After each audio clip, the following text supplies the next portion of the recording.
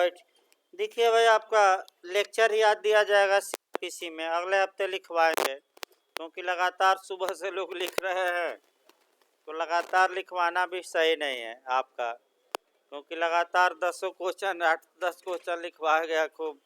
तो आपका लेक्चर सुनिए।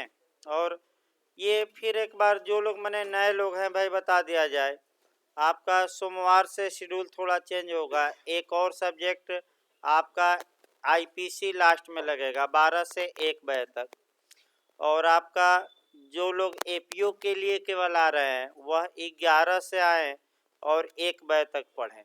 और जो लोग एपीओ के लिए आ रहे हैं और जीएस भी कुछ लोग मांग कर रहे हैं, तो सोमवार से 1 बजे से 2 बजे तक साइंस की क्लास लगेगी। तो भाई जो लोग आपका जीएस पढ़ना चाहते हैं 1 से 2 बजे तक पढ़ सकते हैं। और आपका जिन लोगों का मैंने छूट जाएगा तो आपका वीडियो उपलब्ध हो जाएगा, कोई दिक्कत नहीं है। यानी कि जो लोग पहले जाना चाहें जा सकते हैं, बाद में वीडियो से भी पढ़ सकते हैं, कोई मैंने आपका ये व्यवस्था कर दी गई है। और शाम को जो साइंस की क्लास चलती हैं 3 से 4 चलती हैं। तो जो लोग मैंने सुबह अगर 11 बजे आ रहे हैं तो 2 बजे तक पढ़कर अपना निकल जाएं, क्योंकि कई लोग मांग कर रहे हैं कि जीएस लगातार चल जाए तो अच्छा रहेगा।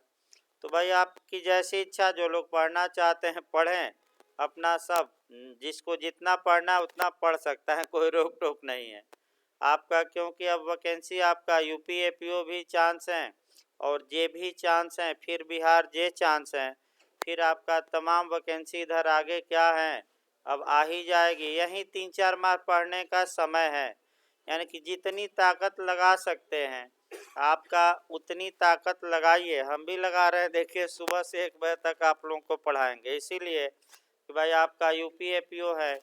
तमाम लोग इस बार हज़ारों लोग कोचिंग से ऑनलाइन और ऑफलाइन वाले मेंस भी इस बार बिहार एपीओ का देंगे। काफ़ी अच्छा पेपर लोगों का हुआ है, लगभग 90% लोग जो पढ़े हैं इस बार मेंस देंगे, तो भी हमें लेकर चलना है भाई। और आपका मैंने सीआरपीसी आईपीसी 2 हो जाएगी बिहार एपीओ के लिए, फिर एविडेंस और माइनर बचेगा। तो आपका इसका फ़ायदा आपका यूपीजे में भी होगा। यूपीजे में ये होगा कि अब ये 3 जो सब्जेक्ट हैं आपका जे के लिए पढ़ाने नहीं पड़ेंगे। और इसके बाद आपका मेजर एक्ट में टीपीए लगाना ज़रूरी है, वही बचा है आप। और अंतर्राष्ट्रीय विद, क्योंकि सीपीसी और जूरिस्प्रूडेंस चल ही रहा है, ये कोई ख़त्म हो तो हम आपका टीपीए लगा देंगे। और एक यूपी के लिए बचेगा केवल अब आपका अंतर्राष्ट्रीय संगठन। यानी कि यूपी जे आने से पहले हमारा प्रयास ये है कि कम से कम कुछ सब्जेक्ट क्या हो समाप्त, ताकि आपका वैकेंसी आने के बाद एक बार आप रिवीजन करिए और जो छूटा रहेगा वह भी दिमाग में क्या कर दिया जाएगा, क्रैश कोर्स में अलग चलाकर भर दिया जाएगा। तो इस बार अभी से एकदम पूरी तैयारी में रहिए, एपीओ की भी और आपका बने जे के लिए भी। आपका देखिए भाई सीआरपीसी में कुछ परिभाषाएं ही चल रही थी और इधर से क्वेश्चन आपका ज़्यादा बनता है। फिर आपका एक बार बेयर एक्ट भी बता दिया जाए। 2A में परिभाषा हमने बताया था बेलेबल ऑफेंस और नॉन बेलेबल ऑफेंस, इसको डिटेल में बता दिया गया है। ये भी काफ़ी आपका इंटरव्यू में और प्री में और मेंस में पूछा जाता है। 2B में चार्ज या आरोप, अब रटिए और कोई उपाय नहीं है जो बताया जाए, रिवीजन 1-2 मिनट करा दिया जाए। 2B में आरोप या दोषारोपण या इल्ज़ाम की परिभाषा बताई गई डिटेल में। 2C में कॉग्निजेबल ऑफेंस और कॉग्निजेबल मामला, यानी कि संज्ञेय अपराध और संज्ञेय मामला बताया गया। इसके बाद आपका 2L में असंज्ञेय अपराध और असंज्ञेय मामला और दोनों में अंतर भी बताया गया। फिर आपका 2D में कंप्लेंट या इस्तिगासा या परिवाद को परिभाषित किया गया है। यहाँ से भी आपका क्वेश्चन अच्छा बनता है मेंस में और इंटरव्यू में भी। देखिए मेंस में यूपी में क्या बना है कि परिवाद और प्रथम सूचना रिपोर्ट में अंतर बताइए। तो कल 8-9 अंतर बताया गया था, वहीं लिखना है। इंटरव्यू में जो पूछा जाता है कि कंप्लेंट और कंप्लेन में क्या अंतर है, तो कंप्लेंट में कार्यवाही की मांग की जाती है मजिस्ट्रेट से, मुख्य अंतर, और कंप्लेन में केवल सूचना दी जाती है, कार्यवाही की मांग नहीं की जाती। और इसको डिटेल में मैं बताया भी था, इसको लिखवाऊंगा भी। अब आइए 2D के बाद जो आपका मैंने परिभाषा है बता दिया जाए। 2E उच्च न्यायालय परिभाषित है, आपका प्री के लिए केवल काम करेगा। 2E में उच्च न्यायालय परिभाषित है, यानी कि हाई कोर्ट परिभाषित है। 2F में इंडिया या भारत परिभाषित है। यहाँ थोड़ा प्री के लिए भी भाई जो धाराएं है एक लाइन देख लिया जाए आपका, ताकि दोबारा न पढ़ाना पड़े। भारत का मतलब तो भारत जहाँ जहाँ परिभाषित है, या तो आप बैरक पर ऐड कर सकते हैं या अलग से भी लिख सकते हैं। यहाँ से भी आपका क्वेश्चन बनता है कि इंडिया अर्थात भारत की परिभाषा CRPC की किस धारा में, तो आपका जवाब रहेगा 2F में। भारत का मतलब क्या हुआ, तो जिन क्षेत्रों पर CRPC लागू है उसी को भारत माना जाएगा। तो जम्मू कश्मीर राज्य में भी अब CRPC लागू हो गई है, अतः CRPC के लिए जम्मू कश्मीर राज्य भी भारत माना जाएगा। दो क्षेत्रों में अभी लागू नहीं है, नागालैंड और जनजातीय क्षेत्र। कहाँ लागू नहीं है, नागालैंड और जनजातीय क्षेत्र, लेकिन 3 अध्याय इसके नागालैंड और जनजातीय क्षेत्रों पर भी लागू होते हैं। वह अध्याय इस समय पूछा जा रहा है 8, 10, 11। कौन कौन, 8, 10 और 11 याद रखिएगा। भारत की परिभाषा IPC में पूछी जाती है, वहीं बैरक पर चाहे तो ऐड कर लीजिए। IPC की किस धारा में इंडिया को परिभाषित किया गया है, 18। लिखना चाहे तो लिख सकते हैं भाई, 18 IPC की कौन सी धारा में, 18 में। और आपका संविधान में भारत को कहाँ परिभाषित किया गया है, तो अनुच्छेद 1 के क्लाज 1 में स्पष्ट बताया गया है कि भारत अर्थात इंडिया यूनियन ऑफ स्टेट होगा, राज्यों का संघ होगा। वो तो संविधान जब चलेगा तब बताया जाएगा डिटेल में, आपका लास्ट में लगाया जाएगा संविधान भाई, क्योंकि संविधान का मतलब कि पूरे कानूनों को दबा देगा आपका, माने पूरे कानून, कोई कानून आगे ही नहीं बढ़ने देगा। यानी कि जैसे कि IPC में कहा जाता है धारा 81 में कि आवश्यकता विधि को वशीभूत कर लेती है, माने अपने बस में कर लेती है। तो हमारा कॉन्स्टिट्यूशन भी सभी कानूनों को क्या करता है, अपने बस में कर लेता है।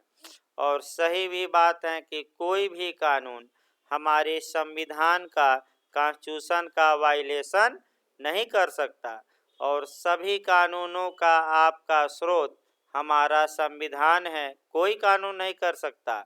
अगर करता है तो वह कानून उस मात्रा तक क्या होगा, शून्य। या IAS में आवाज ना मार दीजिएगा, IAS में बना था बिहारी इंटरव्यू में भी, उस मात्रा तक क्या होगा, वार्ड। वार्ड मतलब उर्दू में बातिल, बातिल मतलब शून्य, यानी कि उसका कोई मतलब नहीं रहेगा। जैसे IPC की धारा 303 हो गई, IPC की धारा 497 इत्यादि। आगे देखिए भाई आपका, तो भारत की परिभाषा संविधान में कहाँ दी गई है, तो क्या मारेंगे, आर्टिकल 1 के किस क्लाज में, 1। 2F के बाद जो आपका पढ़ना है 2G और 2H, यहाँ से आपका मेंस में भी क्वेश्चन बनता है। देखिए अब आपका 3 आपका शब्द एक साथ पढ़ने हैं, मैं बता दूं, और यहाँ से आपका क्वेश्चन बनता है मेंस में भी, प्री में भी। पहले हम 2H देखेंगे, इसके बाद आपका 2G देखेंगे, और यानी कि 2H में अन्वेषण, अन्वेषण देखा जाएगा। फिर आपका 2G में इंक्वायरी, यानी कि जांच, और एक और शब्द आपका आता है ट्रायल या विचारण। एमपी में भी जे में पूछा गया भाई कि विचारण शब्द को सीआरपीसी में कहाँ परिभाषित किया गया है, तो कहीं परिभाषित नहीं है। अन्वेषण पूछ ले तो कहाँ मारेंगे 2H, और आपका जांच पूछ ले तो 2G, 3 शब्दों में, और अंत में इन तीनों में अंतर भी बताया जाएगा। देखिए बैरक की भाषा, अन्वेषण में आपका देखिए कैसे क्वेश्चन मेंस में आता है भाई। पहले तो आपका ये पूछा जाता है कि इन्वेस्टिगेशन पर टिप्पणी लिखिए। तो जब भी आप टिप्पणी लिखेंगे तो कम से कम 1 या 1.5 पेज आपको लिखना होगा। तो कैसे शुरुआत, हाँ, अन्वेषण को आसान भाषा में बता दिया जाए। इन्वेस्टिगेशन को या अन्वेषण को जो बिहार ने लिखा तफ्तीश भी कहा जाता है, विवेचना भी कही जाती है, अनुसंधान भी कहा जाता है, खोज भी कहा जाता है। तो बिहार ने इस बार तफ्तीश लिख कर दे दिया। एपीओ में क्या लिखा, तो तफ्तीश दे, अनुसंधान दे, विवेचना दे, अन्वेषण दे, घबराने की आवश्यकता नहीं है। इसका मतलब कि 2H वाला क्या, अन्वेषण। अब देखिए बैरक की भाषा पहले कवर करना है, पहले 2H, उसके बाद आपका 2G बताई जाएगी भाई आपका जांच। पहले 2H पढ़ा जाता है क्रम से। देखिए आपका अन्वेषण के अंतर्गत वे सब कार्यवाहियां हैं जो इस संहिता के अधीन पुलिस अधिकारी द्वारा या मजिस्ट्रेट से भिन्न किसी भी ऐसे व्यक्ति द्वारा जो मजिस्ट्रेट द्वारा इस निमित्त प्राधिकृत किया गया है साक्ष्य एकत्र करने के लिए की जाती है। अब अन्वेषण को हम बेरक तोड़ते हैं। पहला यह है कि इस सहित अन्वेषण का उद्देश्य पहले देख लिया जाए, और यही बार बार अटैक भी करता है कि इन्वेस्टिगेशन का एम क्या होता है। तो जो लास्ट लाइन है उसी को आपको समझना है। अन्वेषण का मुख्य उद्देश्य होता है एविडेंस को कलेक्ट करना, यानी कि साक्ष्य को क्या करना, एकत्र करना। पहले ये जानिए, साक्ष्य को एकत्र करना। दूसरा देखिए, सामान्यतः इन्वेस्टिगेशन करने का हक किसको है, तो आपका पुलिस अधिकारी को। किसको दिया गया है, पुलिस अधिकारी। अब ये भी हम बताएंगे। इसके बाद बेरक ये कहता है कि क्या जो मजिस्ट्रेट होते हैं क्या वह अन्वेषण कर सकते हैं कि नहीं, तो मजिस्ट्रेट इन्वेस्टिगेशन नहीं करते। यानी कि इसका मतलब ये हुआ कि मजिस्ट्रेट द्वारा अन्वेषण किया जाएगा कि नहीं, तो क्या कहेंगे, नहीं। लेकिन मजिस्ट्रेट द्वारा अगर किसी व्यक्ति को ऑथराइज कर दिया गया, यानी कि प्राधिकृत कर दिया गया, तो वह व्यक्ति क्या कर सकता है, अन्वेषण। यानी कि अगर कुल मिलाकर हम बेयर एक्ट की भाषा को देखें तो 4 बातें निकलती हैं। पहला कि अन्वेषण का अधिकार पुलिस अधिकारी को है। दूसरा, मजिस्ट्रेट स्वयं अन्वेषण नहीं कर सकता। तीसरा, मजिस्ट्रेट किसी व्यक्ति को, चाहे पुलिस हो या कोई हो, किसी व्यक्ति को अन्वेषण के लिए ऑथराइज कर सकता है, आदेशित कर सकता है, अर्थात कह सकता है कि आप अन्वेषण करिए, ये कर सकता है। अगला ये आया कि इन्वेस्टिगेशन का जो मुख्य उद्देश्य बेयर एक्ट बताता है वह क्या है, तो आपका एविडेंस को क्या करना, कलेक्ट। अब देखिए, अब ये तो केवल बेयर एक्ट की भाषा को हमने क्या किया है, तोड़ा है। लेकिन अब इन्वेस्टिगेशन डिटेल में देखिए, और तमाम सेक्शन इसमें कोरिलेट होंगे भाई इन्वेस्टिगेशन में, और एक एक सेक्शनों को अच्छे से लिखना भी है। देखिए, सामान्यतः अन्वेषण का कार्य पुलिस अधिकारी का होता है। अन्वेषण के लिए अपराधों को सीआरपीसी में 2 वर्गों में बांटा गया है, एक संज्ञेय अपराध और दूसरा असंज्ञेय। अब बंटवारा मैंने हम पढ़ा भी रहे हैं, लिखवाएंगे सटीक भाषा में, थोड़ा एक दो भाषा इधर उधर पढ़ाने में हो सकते हैं भाई। यानी कि अपराधों को कितने भागों में बांटा गया है अन्वेषण के लिए? 2, ये बताया जा चुका है। एक कॉग्निजेबल और दूसरा कौन सा? नॉन कॉग्निजेबल, यानी कि असंज्ञेय। ये पूरी तरह हम बता चुके हैं। अब इसी पर उठाना है आपको। संज्ञेय अपराधों में पुलिस को यह शक्ति प्राप्त है, तो अब शक्ति कहाँ प्राप्त है? लिखते समय वह सेक्शन आपको ऐड करना पड़ेगा।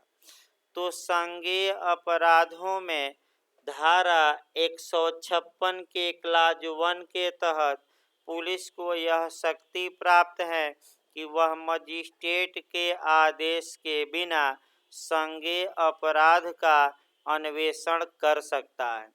यानी कि संज्ञेय अपराध का इन्वेस्टिगेशन करने के लिए पुलिस को मजिस्ट्रेट की आदेश की आवश्यकता नहीं होती।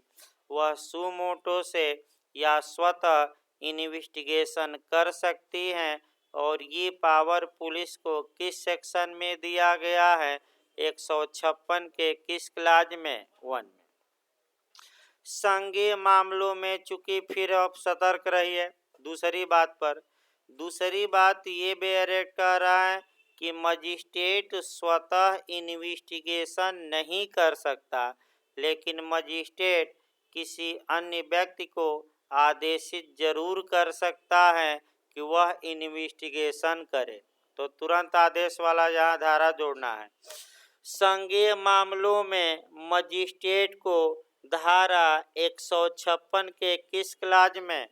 3 में यह शक्ति प्राप्त है कि वह चाहे तो पुलिस को संज्ञेय अपराध में अन्वेषण का आदेश दे सकता है, लेकिन किसी भी हाल में स्वतः अन्वेषण का हक मजिस्ट्रेट को नहीं है। याद रखिए, मजिस्ट्रेट नहीं करता। तीसरा आपका एक सेक्शन और जोड़िएगा 159। यदि सूचना दर्ज कर ली गई है, यानी कि एफआईआर दर्ज कर लिया गया है और पुलिस अन्वेषण से इनकार करती है। देखिए, एफआईआर दर्ज है और पुलिस क्या नहीं कर रही है? विवेचना। तब मजिस्ट्रेट को ये शक्ति प्राप्त है कि वह सेक्शन 159 के तहत पुलिस को अन्वेषण का आदेश दे सके। तो 3 धारा आपको मिली और तीनों को एक एक लाइन ऐड करना है। कौन कौन? चलिए, आपका पुलिस स्वतः संज्ञेय मामलों में अन्वेषण कर सकती है। कौन सी धारा मिली? 156(3). और पुलिस ने अभी एफआईआर दर्ज नहीं किया, तो पुलिस को आदेशित किया जाएगा कि एफआईआर दर्ज करिए और अन्वेषण करिए। तो मजिस्ट्रेट किस धारा के तहत एफआईआर दर्ज करने और अन्वेषण का आदेश देता है? 156 के किस क्लाज में? 3 में। और पुलिस ने एफआईआर दर्ज कर ली, लेकिन तफ्तीश शांत बैठी हैं।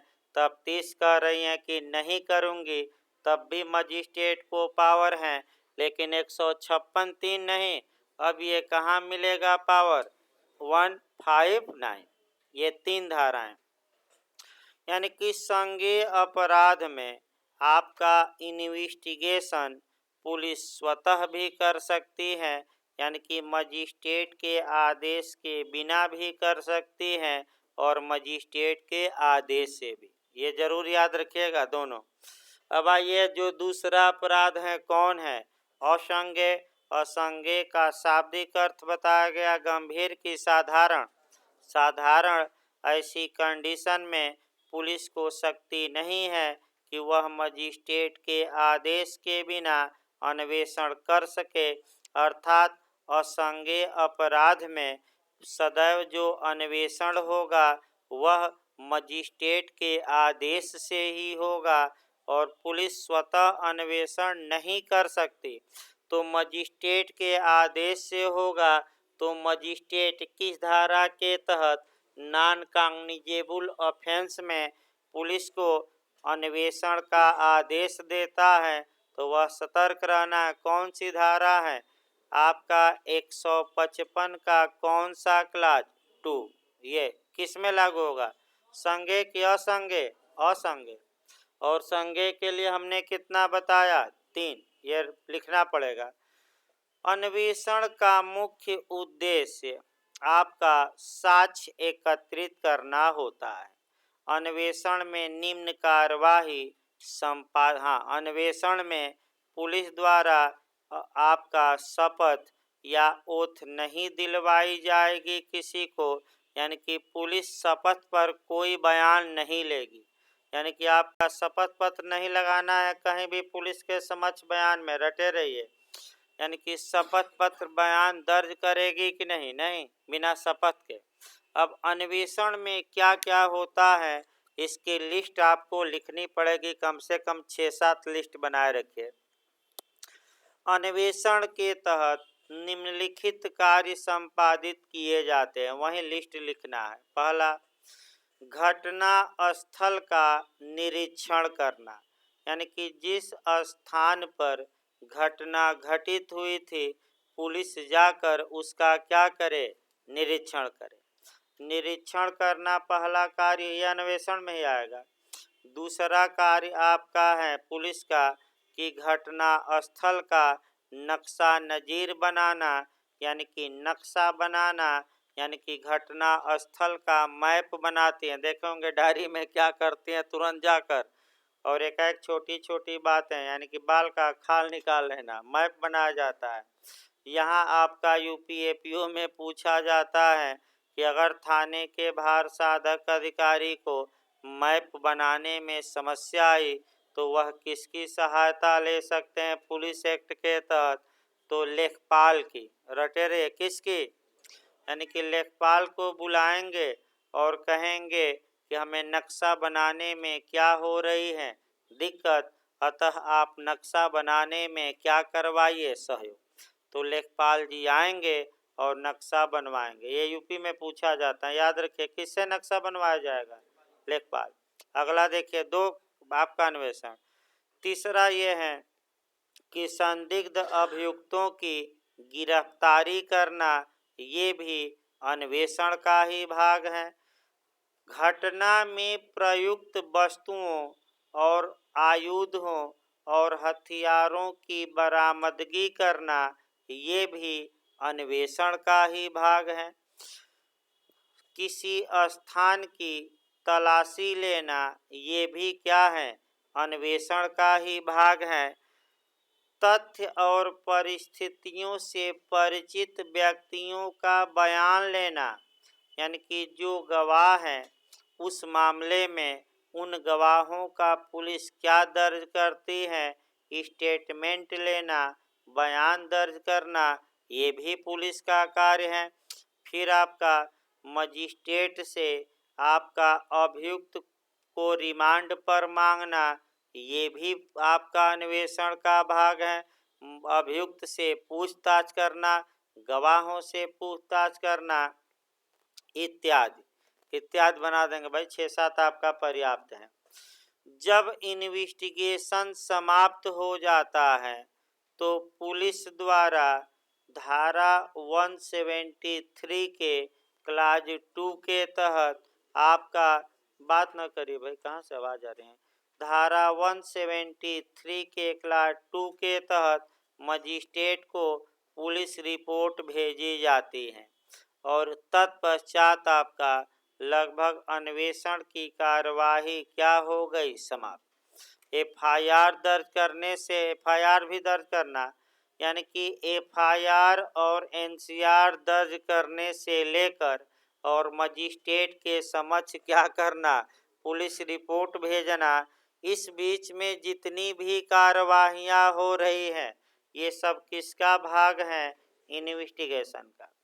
पुलिस जब भी गवाहों से पूछताछ करे, गवाहों को धमकी न दे, उत्प्रेरणा न दे, कोई वचन न दे, और जो बयान गवाह ने दिए हैं क्या उस बयान पर साइन न कराए पुलिस और शपथ भी न दिलवाए। और इन्वेस्टिगेशन का मुख्य उद्देश्य मैं फिर बता दूं कि पुलिस क्या करती है, एविडेंस को कलेक्ट करती है और यही एविडेंस जो पुलिस ने कलेक्ट कर रखा है अभियुक्त को न्यायालय में सजा दिलवाने में सहायक होते हैं। तो अब कितना पुलिस दिमाग लगा कर की है इस पर निर्भर करता है। आप सोचे होंगे बड़े बड़े अपराधों में अपराधी छूट गए, यानी कि पुलिस ने सही ढंग से क्या न किया होगा। यानी कि कहावत भी कही जाती है कि अपराध लाख चालाक हो अपराधी, एक न एक पुलिस के लिए सुराग छोड़कर चला जाता है। या तो पैर के निशान छोड़ेगा या जूते का या हाथ का निशान छोड़ेगा, बाइक ही छोड़कर भाग जाएगा या अभियुक्त का एक बाल भी गिर गया वो भी पर्याप्त है, या कहीं फिंगर क्या लग गया फिंगर का उसी से सजा हो सकती है, या कहीं नाखून का निशान लग गया क्योंकि निर्भया कांड में नाखून के आधार पर माने आपका 2 अभियुक्तों को फांसी की सजा हो गई और ये माना गया कि ये घटना स्थल पर क्या थे मौजूद, माने आपका लड़की के नाखून के निशान उनके शरीर पर पाए गए। तो ये पुलिस का कार्य है कि एविडेंस को अच्छे से क्या करे, कलेक्ट करे, और इसी में कमजोरी आ जाएगी तो अभियुक्त भी बाइज्जत क्या हो जा रहे हैं, बरी। यही कारण है कि लोग पुलिस से अपराधी मिल जा रहे हैं और पुलिस को पैसा देकर और साक्ष्य मिटा दे रहे हैं। यानी कि जो जैसे बाल मिला तब तक 5 लाख दे दिए कि हजूर न करिए, ये नया नाम ही निकाल दीजिए अंत में, तो बताया जाएगा कैसे खेल होता है। अभी तो परिभाषा चल रही है। इसीलिए भारत में भाई पुलिस पर कानून विश्वास नहीं करता। मैं बता दूं आपका एविडेंस में बताया जाएगा कि पुलिस पर क्यों नहीं विश्वास किया जाता डिटेल में। अगला देखिए भाई, ये तो आपका इन्वेस्टिगेशन हो गया।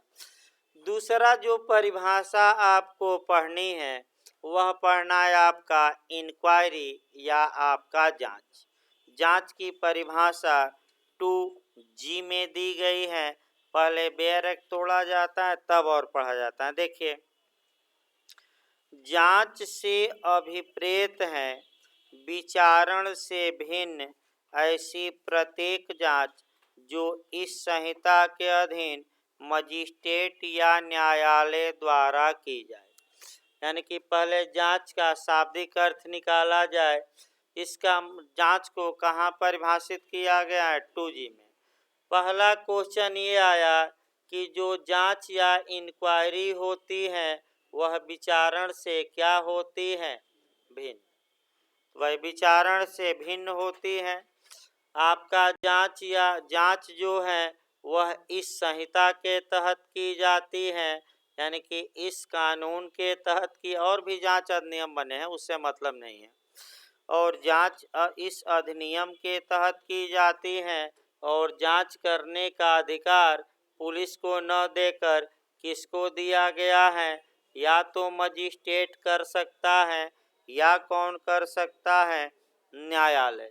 मजिस्ट्रेट या न्यायालय, सीधा अन्वेषण के उल्टा चलेगा, ध्यान से समझिए।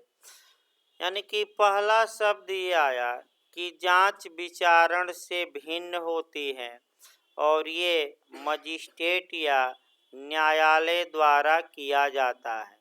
तो जांच किसके द्वारा नहीं की जा सकती, मजिस्ट्रेट, न्यायालय, पुलिस, इनमें से कोई नहीं। तो पुलिस जांच न करके क्या करती है, इन्वेस्टिगेशन, तफ्तीश। अब आइए जांच होती क्या है, अब डिटेल में समझिए भाई। अर्थात विचारण से भिन्न जितनी भी न्यायिक कार्यवाही है उन सभी कार्यवाहियों को हम इंक्वायरी या जांच कहेंगे।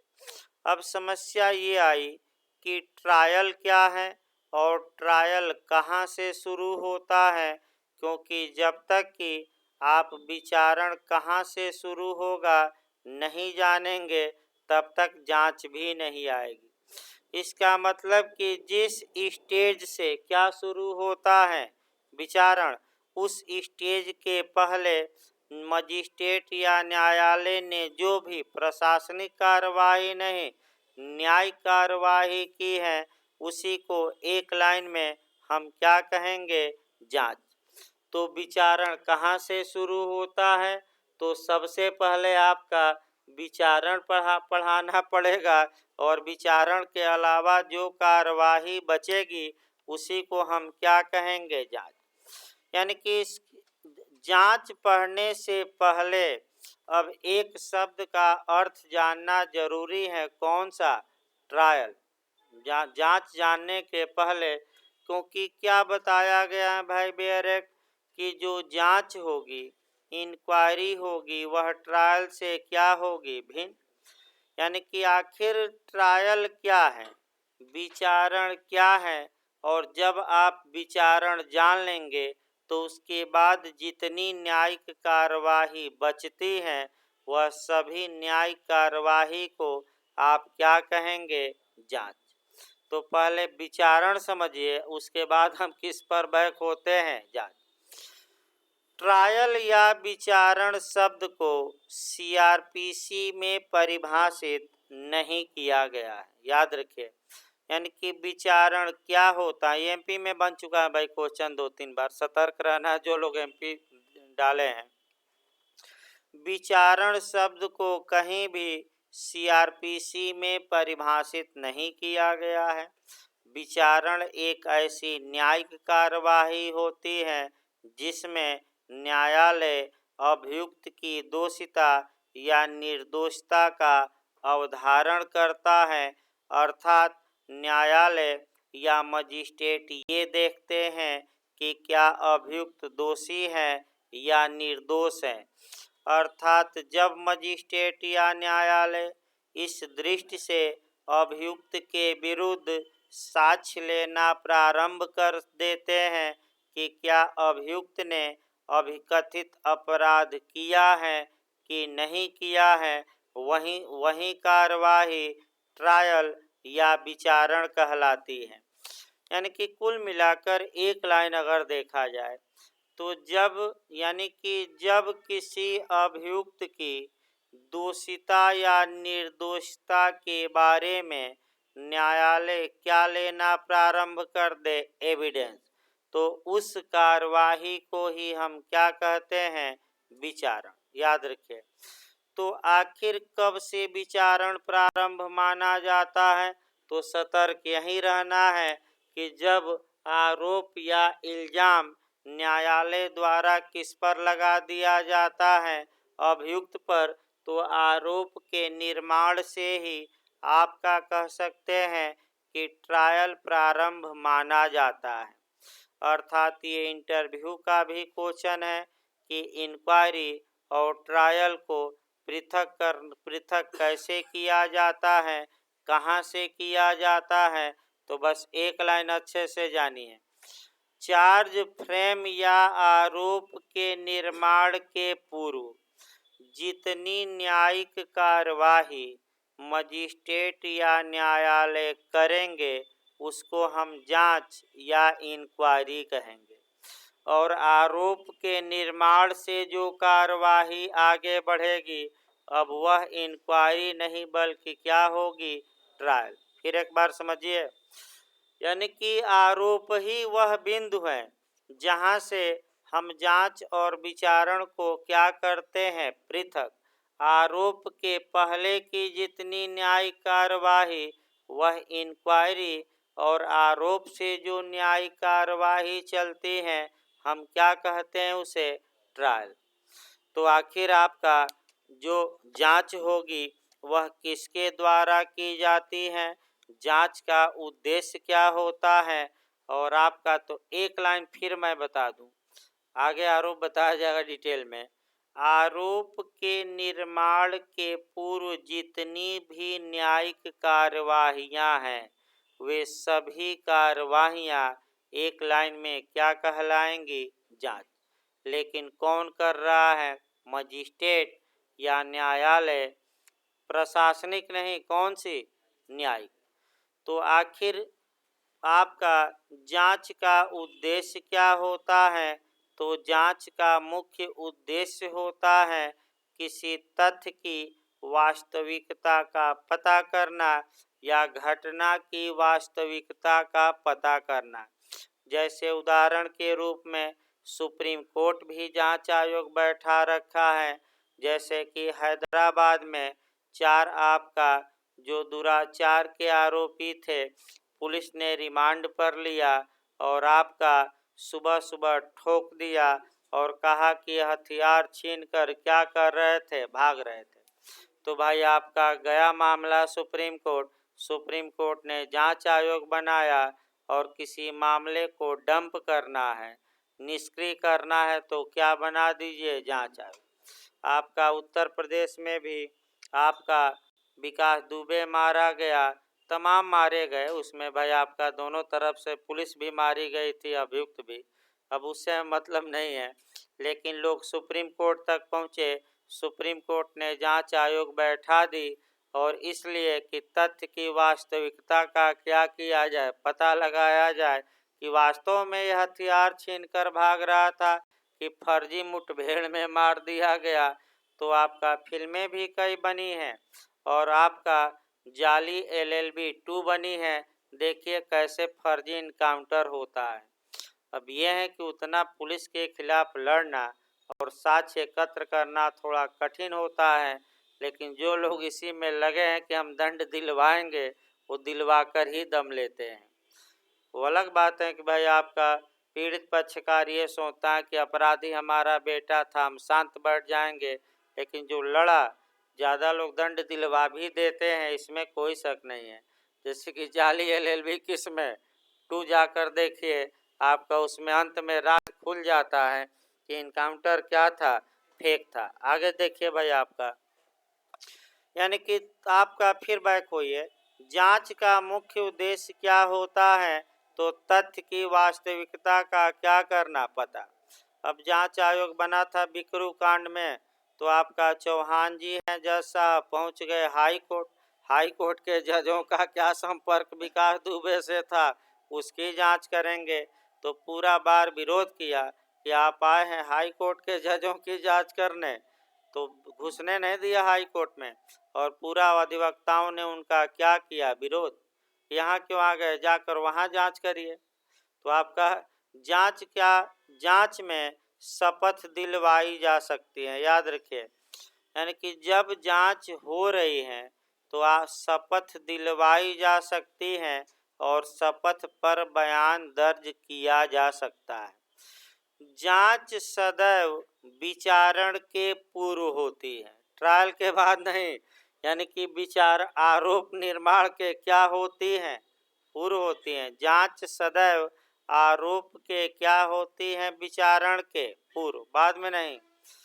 जांच का जो मुख्य उद्देश्य होता है वह विचारण में सहयोग करना होता है कि जब पहले से ही वास्तविकता क्या रहेगी, पता रहेगी, तो ऐसी दशा में आपका मामला आसान हो जाएगा। जैसे कि तमाम केस हैं, आपका आज भी पुलिस फर्जी इनकाउंटर लगातार यूपी में कर रही है और न सुप्रीम कोर्ट बोल रहा है न हाई कोर्ट। अब मानवाधिकार आयोग भी दुम दबाकर क्या किया है, यूपी से भाग गया है। तो ठीक है, अपराधी हैं भाई, अलग बात है, किसी की सहानुभूति नहीं है, लेकिन इससे जो रूल ऑफ लॉ है, विधि का शासन है, वह ध्वस्त होता जा रहा है। और ये स्थिति कल आम आदमी के साथ पुलिस करने लगे तब क्या होगी। अभी तो अपराधियों के साथ कर रही हैं, आम आदमी के साथ करने लगे तब क्या होगी। ये कल्पना बहुत भयानक है। यानी कि आपका टिट फॉर टैट, यानी कि जैसा को क्या तैसा पढ़ाया जाएगा। सिद्धांत आपका दंड का प्राचीन सिद्धांत। प्रतिशोध, प्रतिशोध की जो भावना है आजकल ज़्यादा है लोगों में। आगे बढ़ा जाए, आपका जो जांच होती है, अब कौन कौन सी कार्यवाही जांच में आएंगी, आपको कम से कम 7-8 उदाहरण CRPC का देना ही पड़ेगा। तो आइए कह करके हम भी उदाहरण दे रहे हैं। अब आपका अपराध का संज्ञान लेना, यानी कि 190 से लेकर कहाँ तक 199, ये कार्यवाही आरोप के पहले की जा रही है, तो ये क्या कहलाएगी? जांच। अभियुक्त को और मामले को सुपुर्द करना, धारा 209 के तहत कमिटल करना, ये भी जांच है। धारा 107 के तहत 107 से 110 के तहत किसी व्यक्ति से प्रतिभूति या आपका सदाचार के लिए गारंटी मांगना, ये भी जांच का नेचर है। धारा 133 हुआ आपका लोक न्यूसेंस के सामान्य मामले, धारा 144 लोक न्यूसेंस के कैसे मामले, अर्जेंट मामले, धारा 144 ए हुआ आपका सामूहिक रूप से आयुध लेकर जुलूस निकालना, सभा करना, मैंने व्यायाम करना, और आपका धारा 145 से 148 जल थल का क्या है? विवाद। ये भी किस नेचर की सब कार्यवाहियां हैं? जांच की। इसके बाद आपका धारा 125 के तहत प्रथम वर्ग न्यायिक मजिस्ट्रेट ये निर्धारित करता है कि क्या माता पिता या पुत्र पुत्री या पत्नी भरण पोषण यानी कि मेंटेनेंस के हकदार हैं कि नहीं, ये भी किस नेचर की है कार्यवाही? जांच की, इत्यादि। यानी कि 5-6 उदाहरण पर्याप्त हैं। ये सब कार्रवाई किसकी है? जांच की कार्यवाही है, विचारण नहीं। हाँ, उन्मोचन, तो उन्मोचन या डिस्चार्ज भी सदैव किसके पूर्व होता है? आरोप के निर्माण के पूर्व। तो ये भी कैसी कार्यवाही हुई? जांच की। यानी कि कुल मिलाकर पूरा उदाहरण तो हम नहीं दे सकते, बहुत लंबा चल जाएगा, लेकिन 5-6 उदाहरण आपको मेंस में लिखना पड़ेगा। जो जो सेक्शन हमने बताया सेक्शन वाइज कि ये सब कार्यवाही क्या है? इंक्वायरी की। ये इंक्वायरी। अब आपका तीनों में अंतर पूछा जाता है, तीनों आपको बता दिया गया। अब आपका तीनों में अंतर देखिए, आपका तीनों में अंतर क्या है? देखिए भाई, चार्ट ऐसे बनाया जाता है और एक एक करके आपका पढ़ा जाता है। यहाँ हम इन्वेस्टिगेशन लिख देते हैं, यानी कि अन्वेषण लिख देते हैं। इधर क्या हम लिखते हैं? जांच। और इधर क्या लिखा जाए? विचारण। अब पहले परिभाषा से देखनी है। अन्वेषण की परिभाषा की धारा में 2H जांच की, 2G और विचारण को कहीं परिभाषित किया गया है कि नहीं? नहीं किया गया। चलिए, अन्वेषण किसके द्वारा किया जाता है? पुलिस अधिकारी, या एक और मैं बताया था मजिस्ट्रेट द्वारा प्राधिकृत किसी अन्य व्यक्ति। तो अन्वेषण कौन कर सकता है? या तो पुलिस अधिकारी या मजिस्ट्रेट द्वारा अथराइज कोई व्यक्ति भी कर सकता है। चलिए बताइए, जांच कौन कर सकता है? या तो मजिस्ट्रेट या कौन? और विचारण भी यही चलेगा। विचारण भी कौन कर सकता है? मजिस्ट्रेट या न्यायालय। अब अगला आइए, अन्वेषण की जो कार्यवाही है इसका मुख्य उद्देश्य क्या है? उद्देश्य बताइए। तो अभी बताएगा क्या है मुख्य उद्देश्य। हाँ, साक्ष्य का क्या करना? एकत्र करना। आपका जांच का मुख्य उद्देश्य क्या है? तो जांच का मुख्य उद्देश्य है किसी तथ्य की वास्तविकता का या किसी घटना की वास्तविकता का क्या करना? पता। और विचारण का मुख्य उद्देश्य किसी अभियुक्त की दोषिता या निर्दोषता का क्या करना? अवधारण। यानी कि अभियुक्त ने अपराध किया कि नहीं किया, इस बात का अवधारण किसमें किया जाता है? विचारण। अब आइए, अन्वेषण में शपथ दिलवाई जा सकती है कि नहीं? मैं क्या बताया था? हाँ, रटे रहे, दिलवाई जा सकते हैं कि नहीं? नहीं। जांच में दिलवाई जा सकती हैं कि नहीं? दिलवाई जा सकती हैं। विचारण में दिलवाई जा सकती है। अब आइए, अन्वेषण पुलिस कार्यवाही है कि न्यायिक कार्यवाही? हाँ, तो ठीक बता रहे हैं भाई, कौन सी कार्यवाही? पुलिस कार्यवाही। और ये सब क्या है? न्याय। देखिए, अन्वेषण सदैव विचारण से पूर्व होता है और जांच सदैव विचारण से क्या होती है, पूर्व। बात नहीं भाई, पहले ये सब होगा तभी क्या चलेगा, विचारण। तो भाई 4-5 अंतर याद रखना है आपका कि इन्वेस्टिगेशन क्या है, आपका जांच क्या है, विचारण क्या है, कौन करता है, मुख्य उद्देश्य क्या है, कौन न्याय कार्यवाही है, कौन पुलिस कार्यवाही, किसमें शपथ दिलवाई जाएगी, किसमें नहीं। एक चार्ट द्वारा जो 4-5 अंतर इसमें था वह क्या किया गया, बताया गया। तो भाई इसको अच्छे से आपका तैयार रखना है। भाई अगला क्लास आपका सोमवार को अब चलेगा। सोमवार को आपका सब्जेक्ट एक बढ़ जाएगा भाई। और ओके, हाँ शाम को चलेगा भाई। कल थोड़ा हम बाहर चले गए थे, मैंने समय नहीं मिल पाया मैसेज करने का भी। खुद ही हम 5 बजे रूम पे पहुँचे भाई। देखिए कभी काल आपातकाल आ जाता है भाई, जाना पड़ता है। ये नहीं कि हम भी नहीं, तो अचानक काम आ गया ना, क्या किया जाए भाई। अचानक आपातकाल में क्या किया जाए अब। अब आपातकाल में जब मूल अधिकार ही निलंबित तो हम क्या करें। तो